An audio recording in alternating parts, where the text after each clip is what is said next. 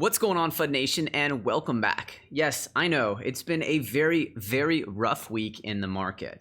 And a lot of you are probably thinking, what does the future hold? What is the next step for Bitcoin? Are we in a permanent bear market? Is this a secondary bear market? How long will this bear trend last? Now, I have a potential answer for that question, and I'm basing it off of some research done by a man named Benjamin Cowan. Now, I'm going to play for you a video where he's using math and logarithmic regressions to chart in what I feel like might be the most accurate way to interpret the Bitcoin price fluctuation data through its history to not only analyze what potential price targets might be for Bitcoin in the future, but when you should be buying.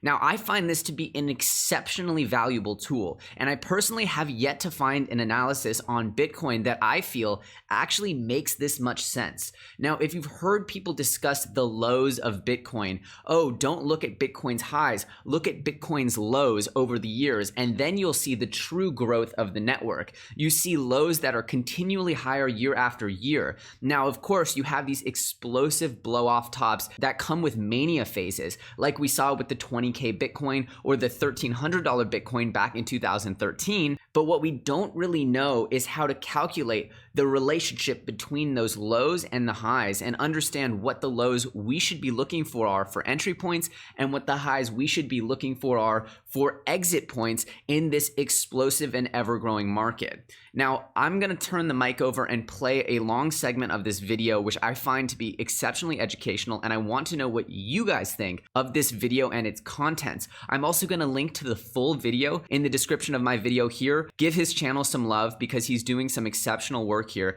and I want to know what you guys think about this way to analyze and interpret Bitcoin's price to make actual mathematics-based predictions, which I think for you all, once you see this theory laid out, you're going to feel the way I feel, which is that this makes a ton of sense. Let's get right into it. If you're excited for this video, do me a favor, like this video, leave a comment in the comment section below, and let's get it started. One of the interesting things about the Bitcoin prices are that it's pretty easy to distinguish when the bubbles occur. And you can see it pretty clearly if you were just to more or less highlight the phases where we're not in a bubble. So, these red data points here more or less correspond to times when we're just increasing, basically using a logarithmic regression fitted equation. And then when we have these bubble phases, that is the purpose of having those, those secondary and tertiary logarithmic regression bands. So what if we were just to take these red data points and fit the data? That would more or less give us potentially, not that this is financial advice, but it would more or less give us really good times to be getting into Bitcoin, because you can see that around these times where that's when we're not in the bubble phase, and when we're above these data points, that's when we're going off into these mania phases that ultimately just correct right back down into this logarithmic regression curve. So let's just go ahead and add in a curve. So this is a single fitted equation.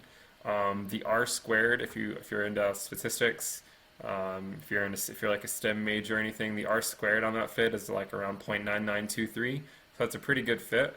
You remember this is a logarithmic scale here on the y-axis. So it doesn't really fit the data superbly over here, but it's a pretty good fit over here, and it's still not terrible on this side.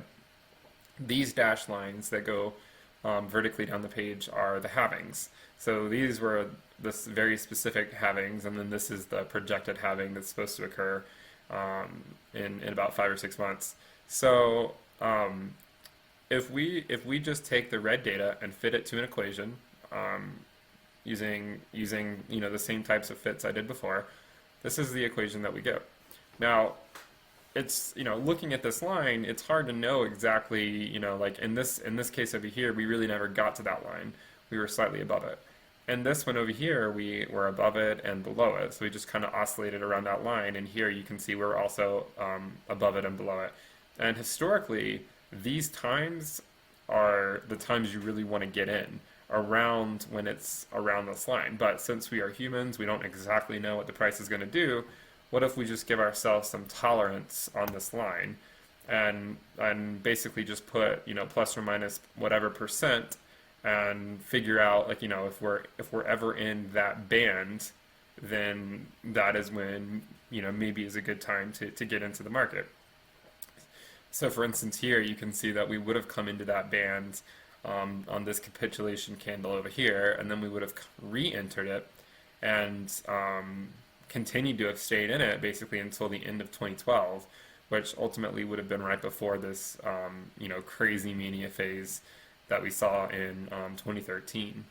So, and then so basically, if you were a disciplined investor and you only ever invested when the market was down here, I mean, you would be doing quite well. That's not to say that it would have been bad to have invested here or even here, but I feel like those points are more speculation, and this is more of a long-term investment. So some of you guys are probably laughing at that statement, that to say that this is more an investment. But I think if you really believe in Bitcoin and where it's headed, I think you understand what I mean. Investing down in these pits of the bear markets, that's when you really can get the most bang for your buck. And investing up here, it's kind of like you're kind of late to the party. It doesn't mean you can't see another 2-3x or even more, but you're definitely not coming close to the gains that the people saw that got in around this primary logarithmic regression band that I've highlighted in green. So here you can see throughout mid 2015 to mid 2017 even, we were in this band, and it would have been a great time to get in. And the time to potentially, let your investments just run would have been when we exited the band and went on this, huge mania phase here. And I actually have a graph coming up that'll show a really nice trend with these peaks. So you can see that in late 2018, early 2019, we were actually right on this primary logarithmic regression line right here. And we recently went above it. But the nice thing is we've actually entered again into it, which we have done before using this type of equation, because you can see over here we entered it and then we exited it and then came back into it down to that center line, and then we rode we rode in that band for a little while, for another maybe half year or a little bit more before going into the bubble phase. Here you can see we rode that line for quite a long period of time. I mean, we're talking mid 2015 to early 2017. So here it was very short lived.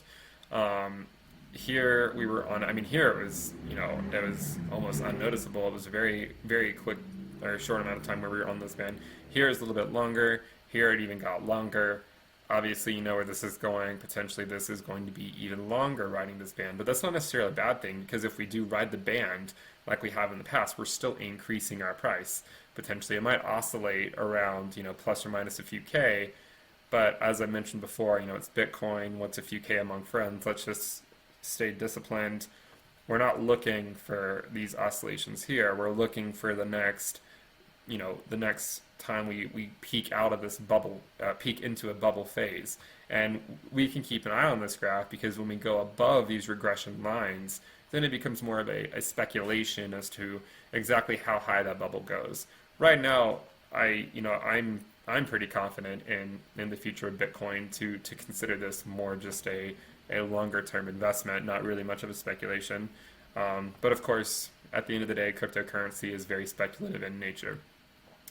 So if we were to continue to ride this out, I just drew something random on the graph that, something like this could occur, not saying that it will, but if we were to continue to, maybe repeat these patterns, but with a longer cycle, it's possible that we just ride into the halving, at a price, maybe say $6,000 or $7,000, and, we just continue on this regression line. And if we do stay on this regression line, then it would take until around 2021 before we would say have a stable $10,000 Bitcoin, where it's not jumping up, crazy, $2,000-$3,000 gains in a day, 30% losses in a day, but potentially having a more healthy $10,000 Bitcoin.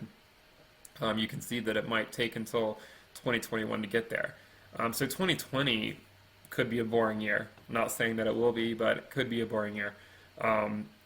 Now, if we were to eventually pop above this bubble, Maybe we'll do something like we did last time. We'll come up and then we'll come down and test that this upper kind of uncertainty window, and then run up. Now you can see that the percent difference between the peak and the upper logarithmic, or the, let's just go with the primary logarithmic band, it decreases every time.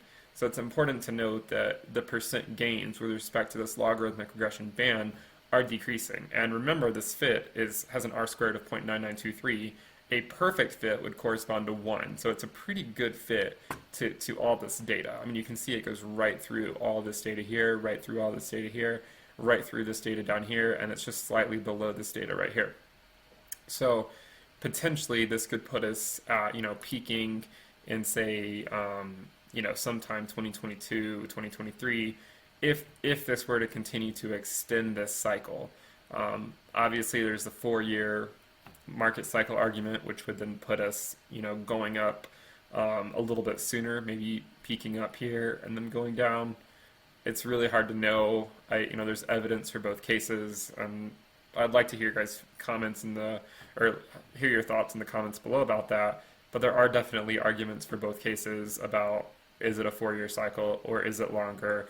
I think the correct answer is we're not really sure yet. I don't think there's enough evidence one way or another. So if you're very pro 4-year cycle or pro, maybe 6 or 7-year cycle for this cycle, it's important to be able to pivot in case, something changes and it appears that the other one is occurring.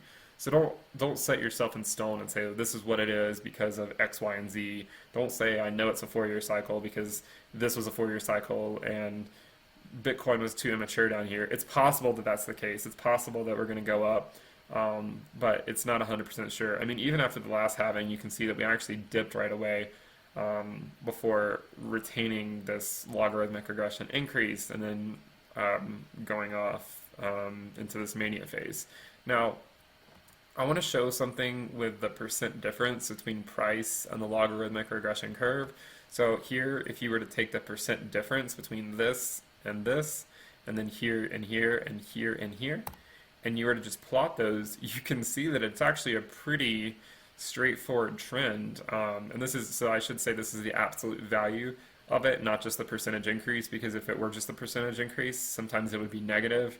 And this is a logarithmic scale, so we just want to keep things positive. Everything's an absolute value. You can see that the percent gain with respect to that logarithmic scale is, or that logarithmic regression curve is decreasing. So you can see here it was around, let's say 1,000 to 2, 3, so around 4,000%. Here it was around, say, 2,000%. Here it was around 1,000% increase from this regression line. So this was about a 4,000% change over where this logarithmic regression curve would put it. This was about a 2,000% increase, and this was about 1,000% increase.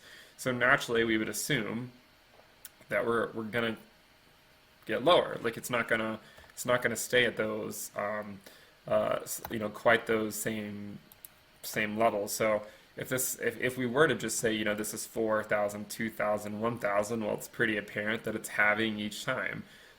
So it's halving with each halving in a sense. So that would put us potentially at a 500% increase with respect to the logarithmic regression line the next time it occurs. Now, when would that be? So if we were to say 100, so 2, 3, 4, 5. So if we were to ride this line out all the way over here, it might, I can't even tell we can just go here. So 1, 2, 3, 4, 5. So it could potentially be sometime in late 2021 if it were 500% increase. Now note that it's not a perfect line. Like this one goes above it, this one slightly above it. But you can imagine that it will continue to decrease the overall percentage difference between this regression line and where we currently are, because eventually, Bitcoin can't go up it can't go up logarithmically like this forever, because it just can't. I mean, it's not going to go to, say, $10 billion in the next century. At least I hope. I can't imagine. So just keep that in mind. I still think even with a 500% increase, on with respect to the logarithmic regression line. I mean, that could be an insane, incredible profit. So if we were to look at, let's say if we were to look at this logarithmic regression in, say, 2022, then let's just say like the year 2022. So this would be corresponding to basically a $20,000 Bitcoin with respect to this primary logarithmic regression line. So you can imagine that if we were 500% off of that logarithmic regression line, we're basically looking at a six-figure Bitcoin. So I think that's completely within the realms of possibility, even though I know a lot of people kind of chuckle at such a prediction. But if you just look at what's happened in the past, and if we were to extrapolate, it is dubious to extrapolate, but if we were, it's not out of the realms of possibility that something like that could happen. So as you can see, he's using data just from the lows of Bitcoin, the actual non-mania phases, the bear markets, if you will. These are obviously the best times to buy Bitcoin, and you can extrapolate from those points, which is right where there's no emotional overload here. So I think it's quite reliable the way he's laid this out. Now, if you extrapolate this, you can see that it's somewhere in the $20,000 Bitcoin range at the end of 2021 based on these bands. That would mean that would be the non-mania, very rational growth of a stable sort of supported Bitcoin price at a 20K Bitcoin. Of course, we know that a mania phase will likely ensue because Bitcoin is still highly speculative. So the ups will be way more up than they should be, and the downs often way more down than they should be. However, that basement floor is looking like, if you follow this model, that it can be calculated, and that if you follow this model, buying somewhere in these band ranges would net you the max amount of profits. And of course, learning to understand the relationship between those base levels, right? That base level in the band and the upward trajectory that is literally halving. It was 4,000% the first time, 2,000% the second time, then it was 1,000% from the lows of the bear market or within that logarithmic band to the highs of the top of the bull run. Regardless, you're looking at a potential relationship of a supported Bitcoin price of about 20K by the end of 2021 and a mania price upwards of $100,000. Of course, if the mania phase kicks in 2023, 2024, that could mean you could have multiple $100,000 Bitcoin. But in the end, what I want to impress upon you is that this is a journey that requires very low time preference. It might take years of this fluctuation for you to get that next mania phase.